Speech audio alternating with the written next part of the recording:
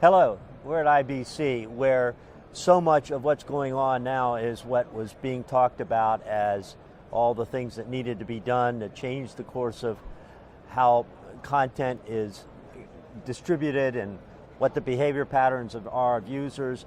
Now it's all happening. Now we're seeing streaming a dominant factor in live programming, including sports.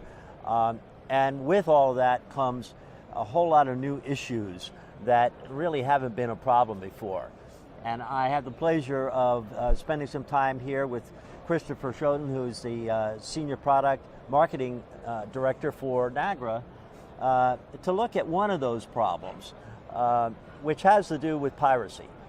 Piracy has been kind of a thorn in the side of content distributors for a long time. It's in the internet age, it's evolved to being very much an over-the-top phenomenon and an irritant more than a bottom line issue up until fairly recently.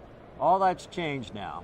And Christopher, I think I'll ask you to give us a brief description of how you see piracy and its current permutations as it affects sports.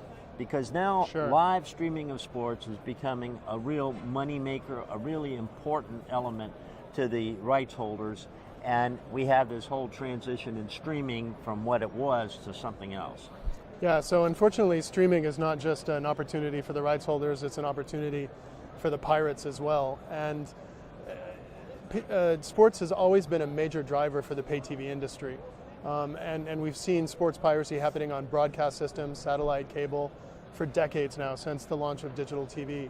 But the level of effort required to actually pirate that content from a technical perspective was always relatively high. Today, if you fast forward 20 years to 2017, you can walk into a local store, you can walk into a major big box electronics outlet here in this country in the Netherlands, or you can walk into the Iowa State Fair and they're selling pirate Android set-top boxes that are able to take literally thousands of live channel streams, including premium sports from all over the world, easily hook up to the TV with just an HDMI cable, a power cable, and hooked up to Wi-Fi. And you're getting literally thousands of dollars worth of value for nothing from the pirates. So it's become a major, major problem, and it's a problem that we have to fight. And of course, it's not just people buying set-tops, it's people also being able to get the software they can integrate on their existing IP set-tops to stream pirated material from these websites that look perfectly legitimate. Yeah. They have all this great content, and they are charging something, but it's a fraction of what you would pay normally. Exactly, and I won't name names, but if you go to some of the app stores of even some of the major TV manufacturers out there, you will find IPTV streaming software there as a default option to download right in the TV manufacturer's very own app store. And we find things like that to be enabling pretty much only illegitimate business models, and things like that have to be fought. Now, with all this ease of use, and given the propensity, even if it wasn't so easy, of consumers to find stuff as cheaply as possible, what is your perception of what's happening in terms of consumer consumption of pirated content? So we see in countries like the UK, for instance, statistics showing that there are up to 5 million people in the UK who are using these pirate set-top boxes and services. And let's face it, the UK loves sports, so it's primarily about live sports.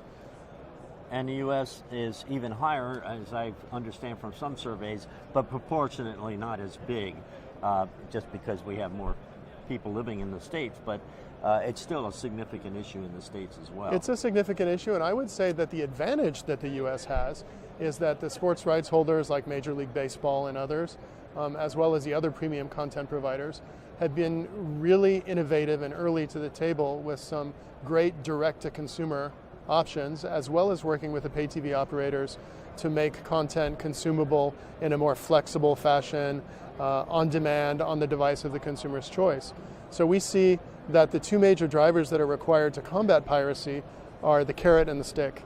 So give consumers better choice, more choice on the devices that they want, give them a great experience, and at the same time make sure to fight piracy on the other side as well.